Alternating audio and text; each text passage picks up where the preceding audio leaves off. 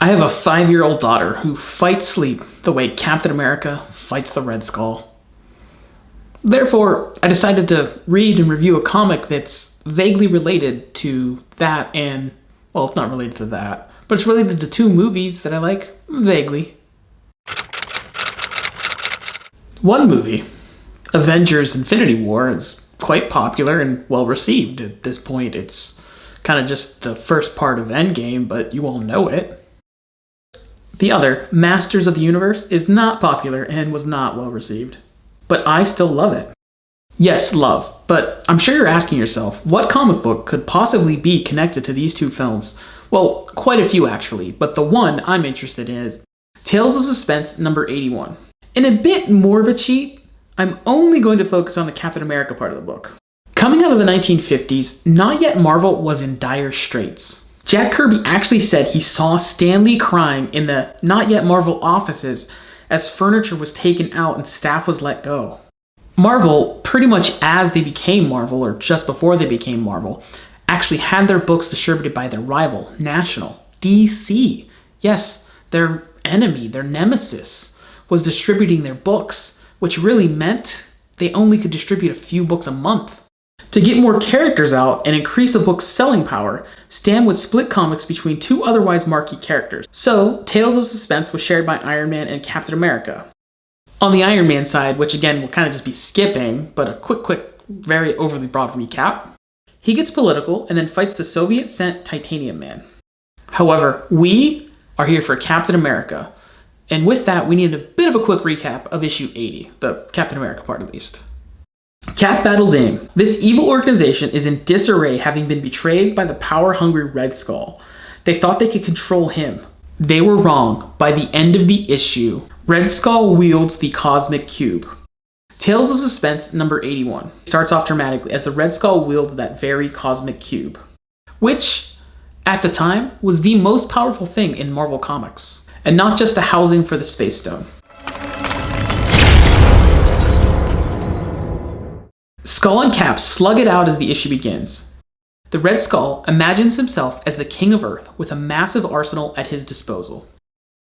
It's just his sort of very Stan Lee, blabbering bad guy kind of series of panels, but it's also the best in the comic. The Red Skull talks and talks and talks. After that, he talks some more. He creates a rock dude, including a pair of undies, implying he created an anatomically correct deadly rock monster, which frankly, the kind of evil madman Red Skull is. Yeah, he probably did do that on purpose. Thought that all out. As I mentioned, Red Skull talks a lot. The whole time he talks, Captain America thinks. It's a great contrast. The overconfident bad guy gloats before he's even had his victory. The overmatched hero, he thinks his way through the situation and strategizes amid that chaos. Just as Cap is about to defeat the anatomically correct Rockman, no, not that Rockman, Red Skull's Rockman suddenly vanishes. In an utterly brilliant moment from Stan and Jack, a beautiful combination of pictures and words, Red Skull refuses to allow Captain America to beat his creation. That is a great villain. The Red Skull has won, but Cap has one final trick up his blue sleeve. To swear his undying loyalty to the Red Skull. Red Skull decides he wants to have his own Knights of the Round Table, with Cap as his Lancelot. The art of King Skull is the wildly brilliant Jack Kirby at his very best. And finally brings us to that other movie I love, Masters of the Universe. Masters of the Universe director Gary Goddard said he wanted to make a Jack Kirby movie with Masters of the Universe. Watch my full video about that film.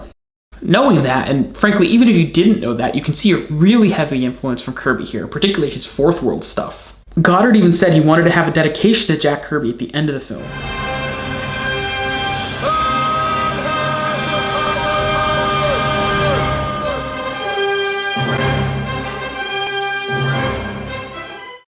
Apparently, the studio wouldn't let him. However, the other place the influence became super apparent to me is the Red Skull when he wields the power. When Skeletor transforms into Skelegod using the power of the sorceress, you can see the influence here. It's really direct.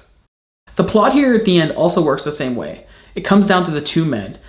I told you it was always between us. Let this be our final battle! Cap uses a desperate lunge and separates Skull from the cube. The cube sinks to the bottom of the ocean, and Skeletor falls into a pit of water.